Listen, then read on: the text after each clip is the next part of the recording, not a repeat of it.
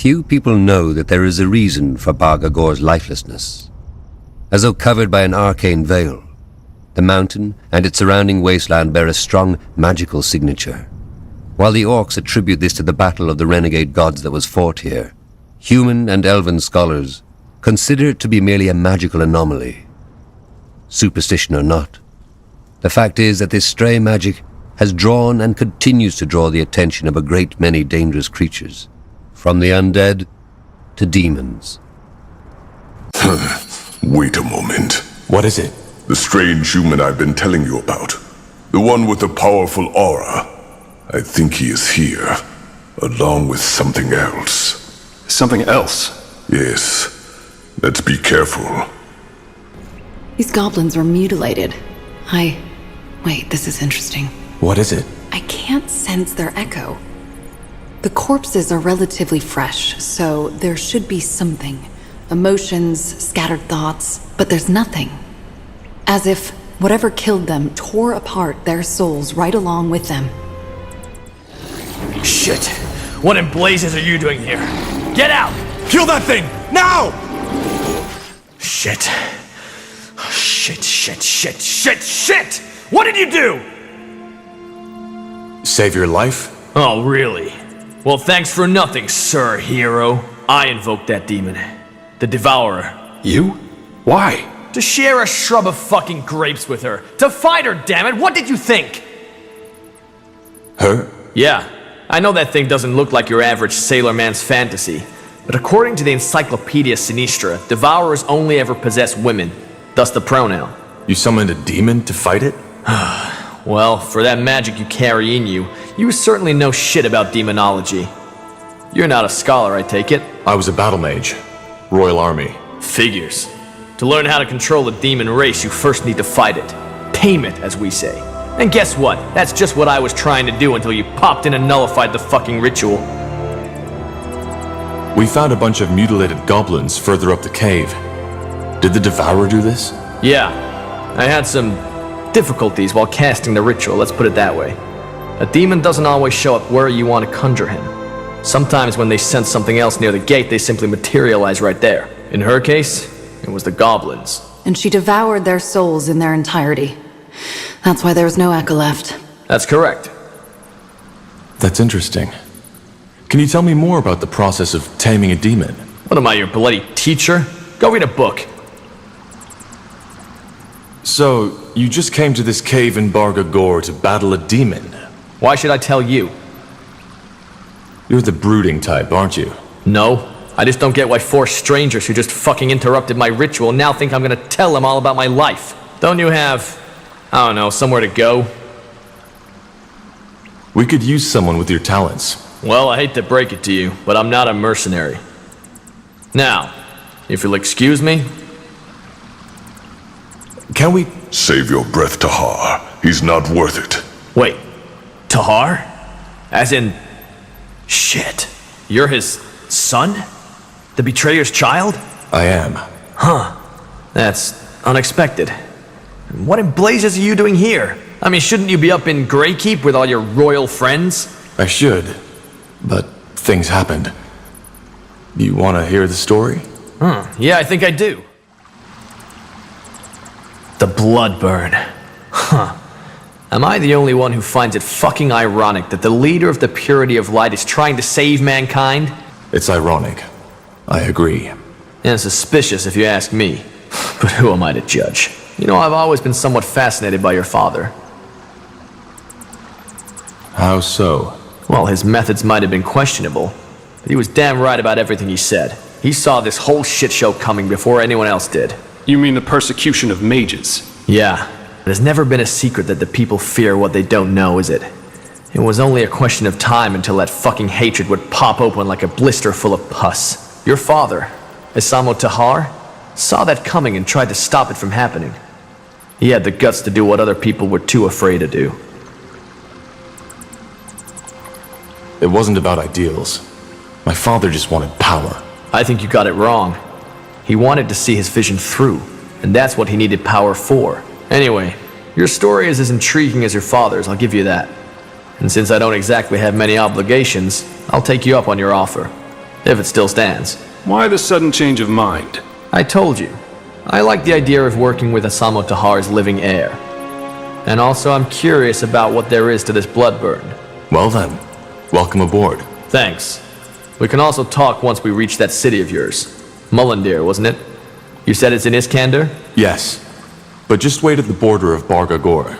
We'll join you once we've done what we came here to do. Sounds great. Let me just clean up the mess here first. Sure. Odd man. Here we are again. This place still gives me the chills. Well, at least we now have our new orcish friends to delight us with their company. You don't seem happy about this. I just don't like the idea of putting my fate into the hands of these savages. What happened there at Bargagor was nothing short of a bloodbath. Revolts tend to be bloody. I know, but... never mind. In any case, with our new allies, we should be able to go look for the stones. Let's talk at the forge. What do you want? Just checking how you're settling in. I'm good. Thanks. Interesting place you found yourself here, I'll give you that. Back in the cave, you told me that you fought that demon in order to gain control over it. I'd still like to know how that works. It's complicated. That's it? For now. How did you end up in Bargagor? It's a long story. Suffice to say, I've been on the road for quite some time now, and Bargagor just happened to be my last spot before I ran into you. Let's talk about you instead. You gathered a ton of followers, one outcast after another. Tell me, Tahar, do you trust them? I'm still trying to figure that out. Good luck with that.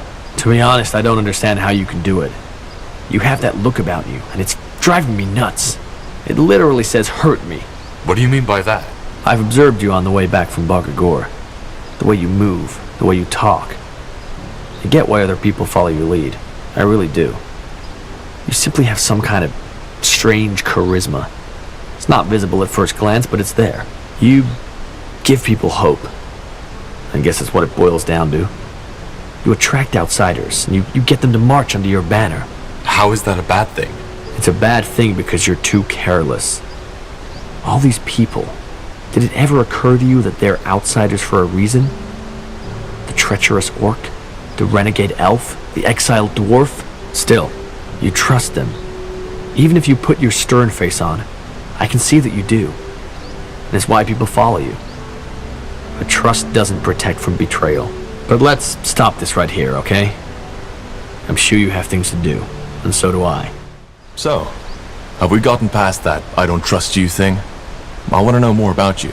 Well, there isn't that much to know about me, Tahar. I'm a demonologist from Kalea, and I've been on the road for a couple of years now. That's it. Wait, you're Kalayan? Yeah, and I know I don't have the accent, but that was a lot of training. What made you come to Northander?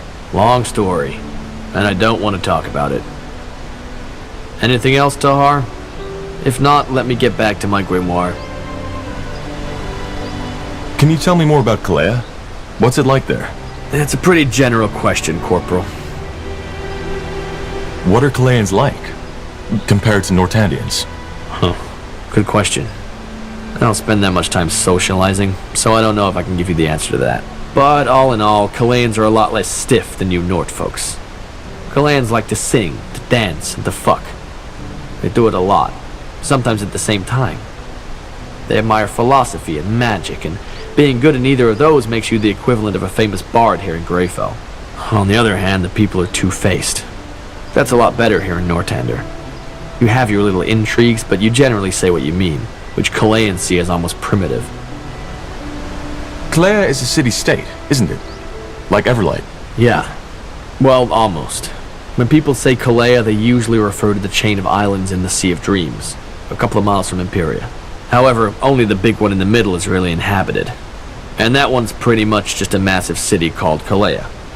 Nobody can remember the names of the other islands, not even the Kalayans themselves. But yeah, it's essentially a city-state.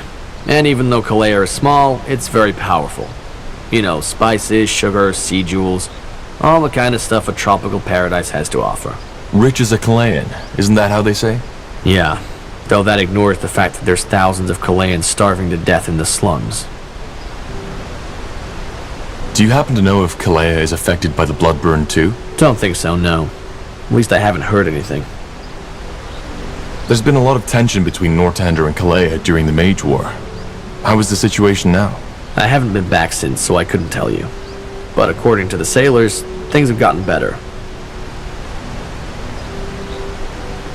Can you tell me more about your craft? About demonology? And why's that? Thinking about a career change?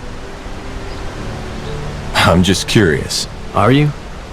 I hope you do realize that demonology isn't a forbidden school for no reason. Most people who mess with it die. But sure, if you have questions, ask. Let's start with the basics. What's the core principle of demonology? It's simple. You study demons and their powers, and bind them to your will. And thus you gain access to their powers. Take a devourer.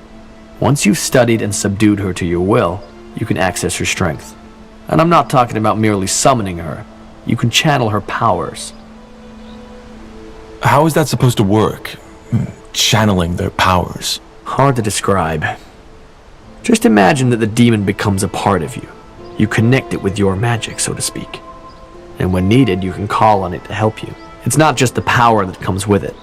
It's also the feeling. Channeling the essence of a Zarek Nar, a tribe eater. It's a feeling that compares to nothing else in this world. You can't understand it till you've done it. So in order to bind them, you need to beat them in battle, correct? Well, it's a bit more complicated than that, but yeah. In a nutshell, that's it. And I'm guessing that's what makes it so dangerous. Among other things, yes. What can also happen is that your body simply can't handle a demon's unleashed essence. It can cause a brain rupture similar to what these masks the Purity use. And, to be honest, that happens to 8 out of 10 students of demonology. They subdue a demon, get excited, and let all their energy rush in at once. As a result, their brains explode like a watermelon hit with a warhammer. So, why exactly is demonology forbidden? Because it's dangerous. And because demonologists can be extremely powerful. More than some members of the ruling caste would like to see. Is there a limit to how many demons you can bind? No. If there were, I wouldn't still be traveling after all this time. Interesting. Thanks for the insight. Sure. There you are again. Gore's new friend. I truly hope he knows what he's doing. Orcs following the orders of a pale skin. That hasn't happened before. But, to be fair, you've given me little reason to distrust you. You did great in that battle against Krell. Thank you. So you're the commander of the Firewielders? Chieftain. And I serve Gore, our High Chieftain, who follows your advice. In other words, I'm the third down the list. Mainly, I'm here to make sure our warriors stay in shape and are well equipped. And if you're willing to invest some coin, I might even come up with a way to permanently increase their strength. Can you tell me more about the Firewielders? About your traditions?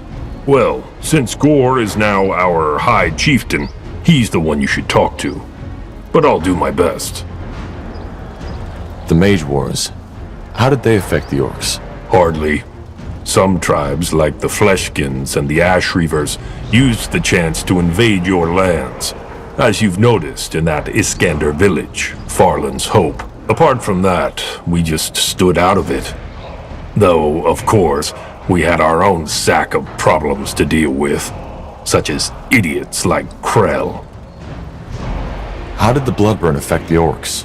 It still does. For some reason, not as often as in human lands. But nonetheless, and when it hit, it did so with full force. There were 2 outbreaks among the Fire Wielders, and every time, the affected died within a couple of days. The Kayran clan was hit the hardest. Interesting. I wonder why the races react so differently. Well, I'm a warrior, not a shaman or an elder. You'll have to find out yourself. I want to train the Firewielders. All right. Here's what we can do. Zal Raka. Gore, how are you and the Firewielders settling in? All right, I guess. Though there've been some quarrels between my warriors and these mercenaries. But don't worry, I took care of it.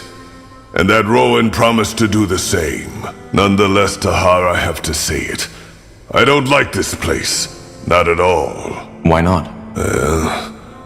I guess it's the people who once lived here, the Shapers. They were corrupted, and I can feel that corruption even now. Corrupted? Yeah. Their customs, their culture, they were completely detached from the order of nature. How so? Do you even need to ask? Just look around. Ghost warriors, strange machines, strange buildings. Especially this place, this Nexus. They thought they were above everything, even the gods. And they meddled with things they didn't understand.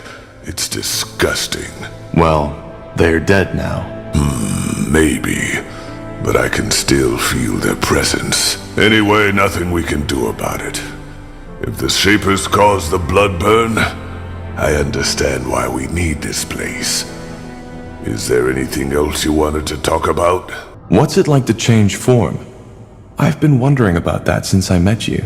I can imagine.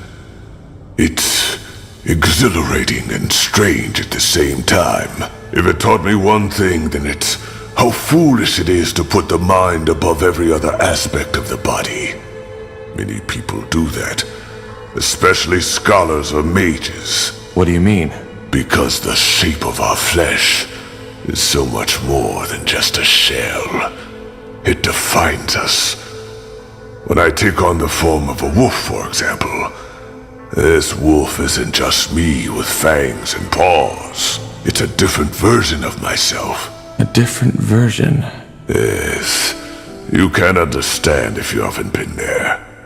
But I guess you could say that when I'm taking on a creature's form, a part of my mind gets infused with that creature's essence. The thirst for the hunt. Thinking as part of a pack, just to name the most obvious aspects. They meld with my mind. When I was young and first started shifting, the creature always dominated. It was like a feverish dream, and I had almost no control over my actions. With time, it got better. Did you ever completely lose control when you were in another form? In the beginning, yes. But the Elder always made sure I was in a controlled environment when I did my first transformations. How does it feel to shift into a spider? Strange. Being a mammal, a wolf or bear, it feels different, but still somehow familiar. A spider is something else entirely. The way you see, the way you perceive, the way you feel. The first time I shifted, I couldn't bear it for more than a minute, and it haunted me for weeks after that. Yeah, I imagine. How do you learn a new form? That's complicated. First you have to understand that creature, observe it, live with it if possible. That can take months, years, sometimes decades. Then there's what we shamans call the first joining. You have to visualize your shift. How does that work? I can't explain it. It's like your first bloodshed. It can't be explained, only experienced. So in theory, could you transform into anything? Even, say, a wyvern, a dragon? In theory, yes. In practice, there's no known shapeshifter who has ever done that. Save for old orcish legends, maybe. Why not? First off, there aren't many dragons around to study. And even if there were, you aren't likely to survive it.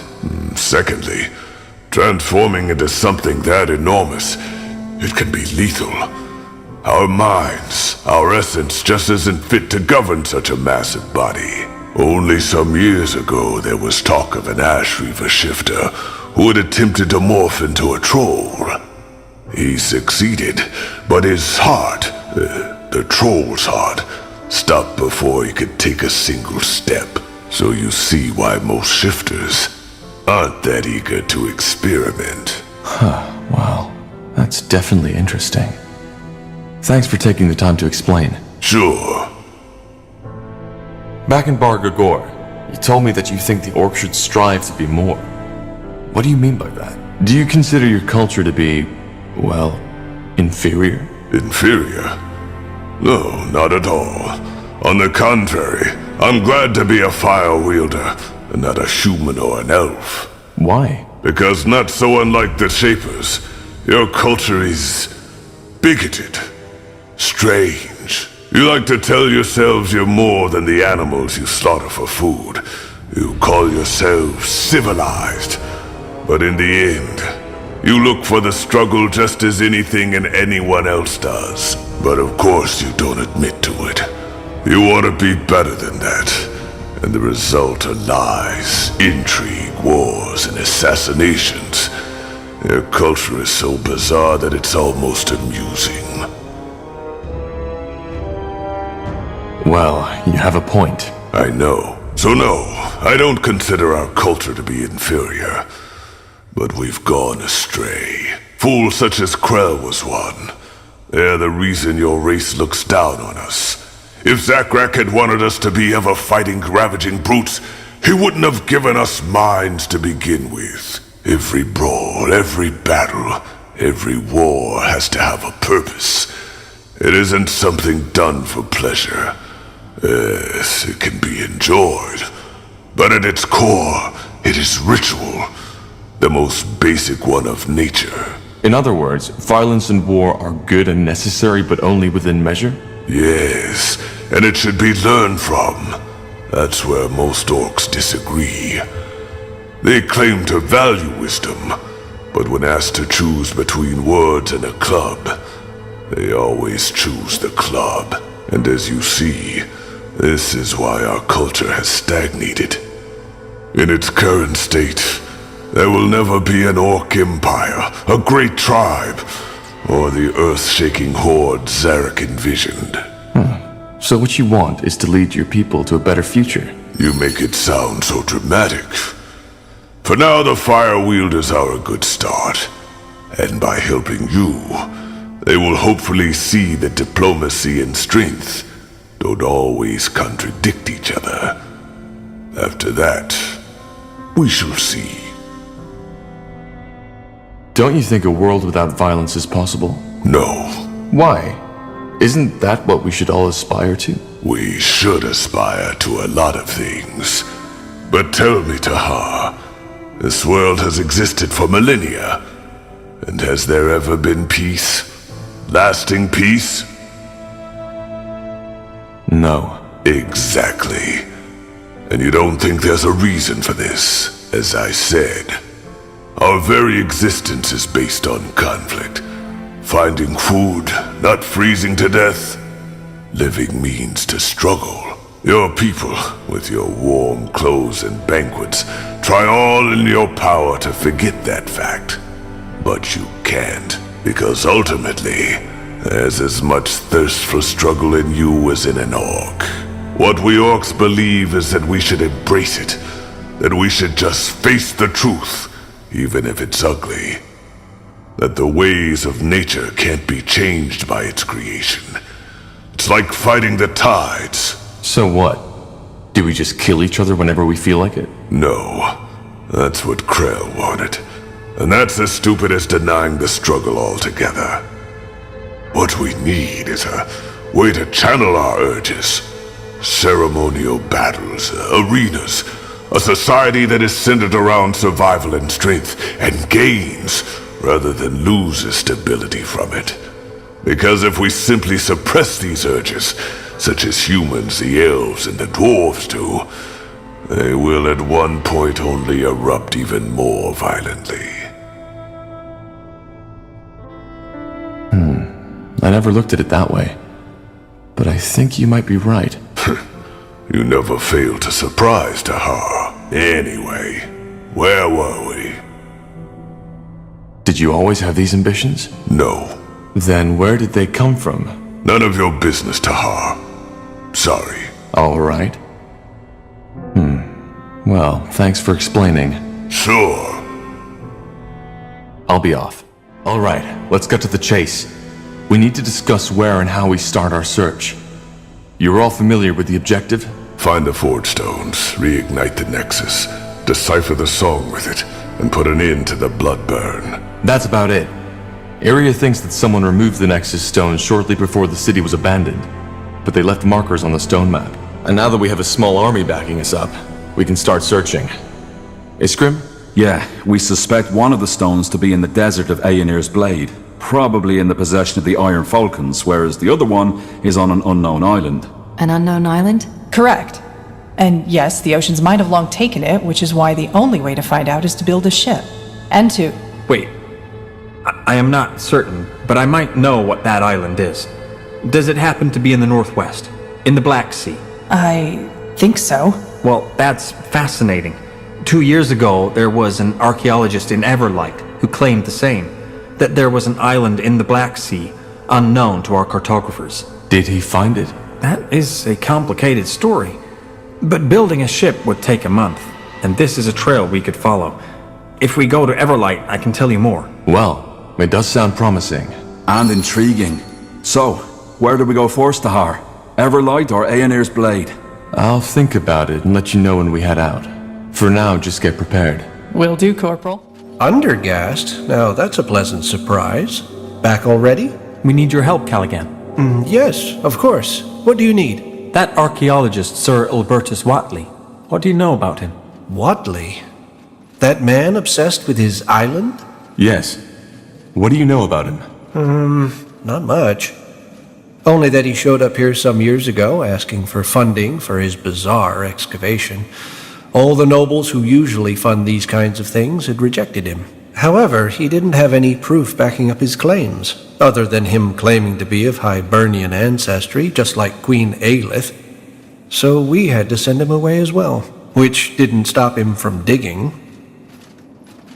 He thinks he's a Hibernian? Well, he said that his great-great-great-great-grandmother was part Hibernian or something along those lines, though he didn't have any of the Queen's gifts. And he also claimed that, through his heritage, he has been having those strange dreams since his childhood of a secluded island within the Black Sea that no explorer has ever laid eyes upon. And I take it you didn't believe him? Well, I wanted to, and so did the other archivers. But the moment we start giving out money for fascinating stories alone is the moment we will stop existing. Why would he dig in Everlight to find an island? Because apparently there's a Shaper portal that might take him there. Or a Hibernian portal, I don't remember, it's been a while. If you and the nobles denied him the means to do an excavation, how did he dig? That's where it gets tragic. He spent his entire heritage. To no avail. Not entirely. He found what resembled a portal, but it was just dead, cold stone. It didn't take him anywhere. He tried to activate it for years, but ultimately his savings ran out. Now he lives in the Mud District, begging for food. He literally gave it all for his dream, but failed. A sad story. Why do you ask, though? A private matter. Thank you, Callaghan. You're welcome, as usual, Undergast. I hope to see you again soon sometime. I have to continue my work now. Safe travels, friends. Excuse me, madam. I was wondering if you could help me. I'm looking for a man named Ilbertus Watley. He's supposed to live here. Watley? Oh, you mean that beggar? Ah, he lives here. Does nothing but beg for coins at the marketplace all day long. What do you want from him? Long story. Much obliged. I think that's him. A coin? Fair lady. Please. The Old Father will reward you for your generosity. Are you Sir Ilbertus Watley?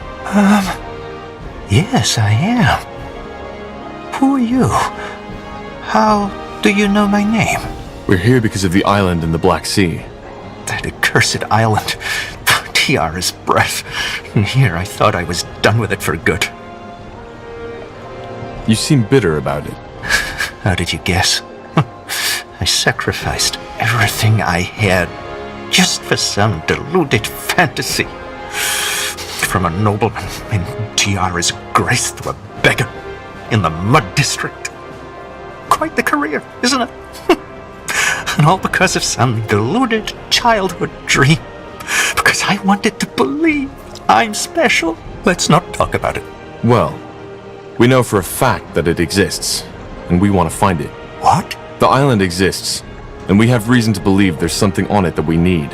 And we've been told that you tried to excavate an old Hibernian portal that could lead us there. Forgive me, but this is a lot to take in.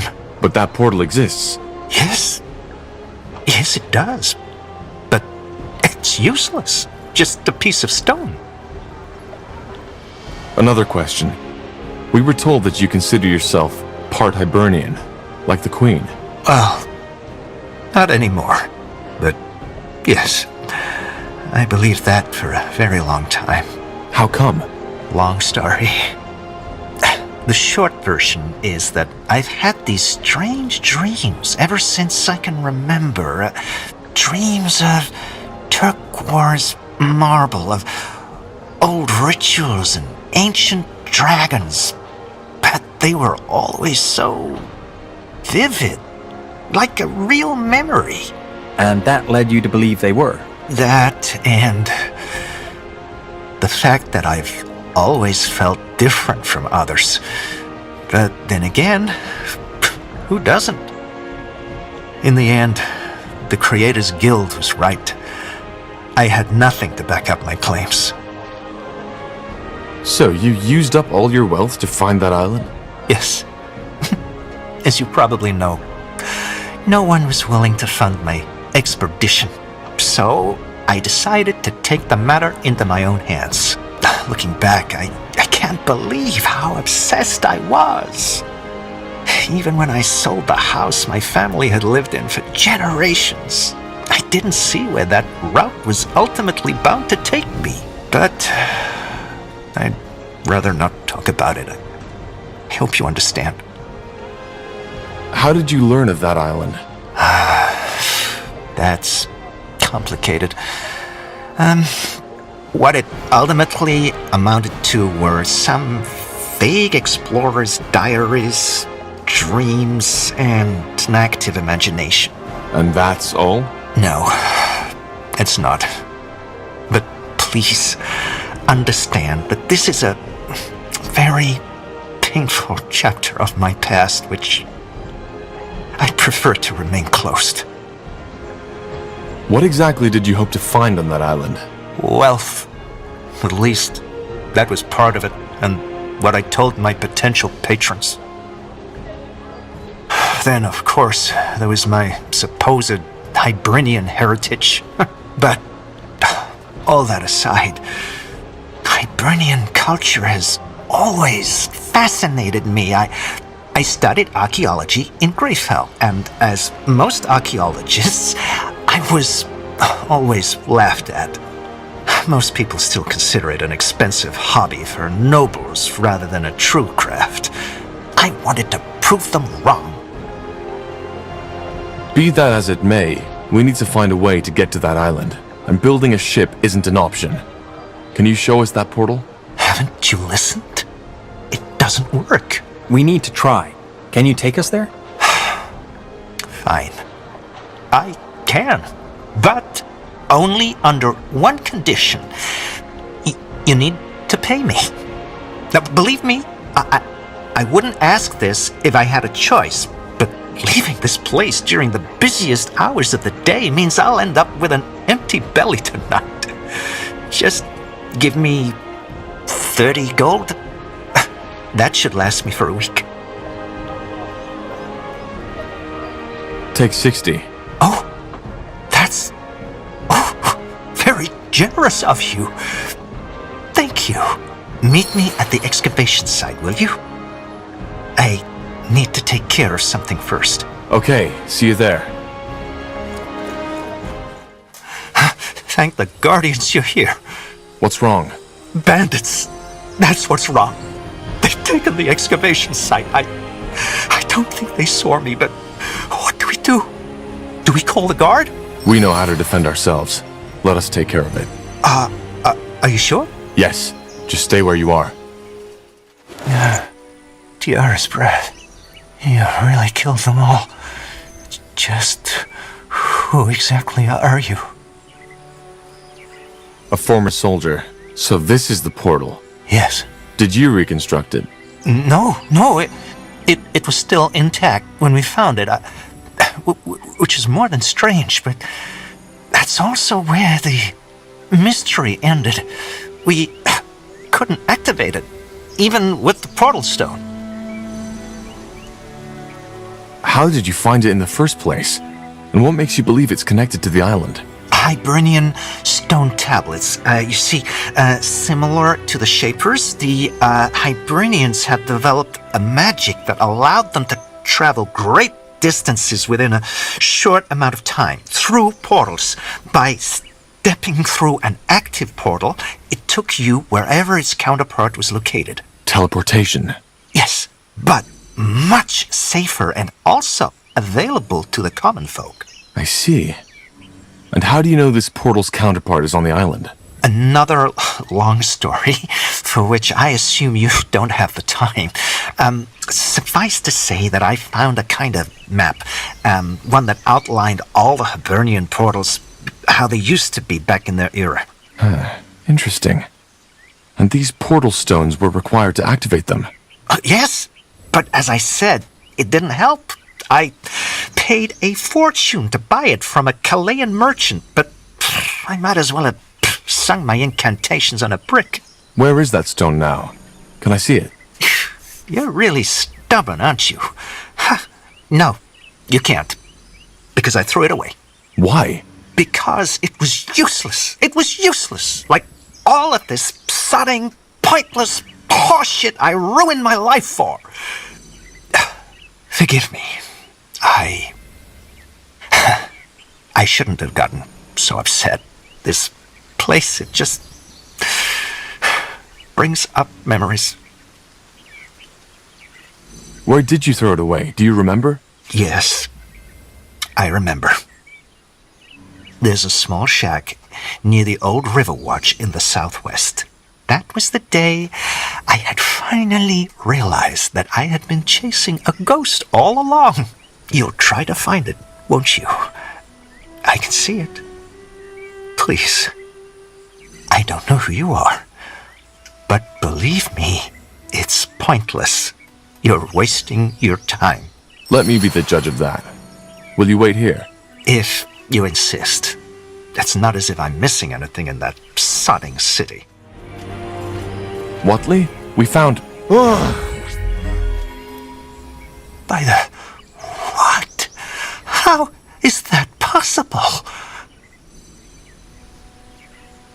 The portal. I think it reacted to me. But... this doesn't make sense. No, this is a dream. This isn't happening. But it... I need to see. Blazes, stop! Too late. We need to follow him. Seems we don't have a choice.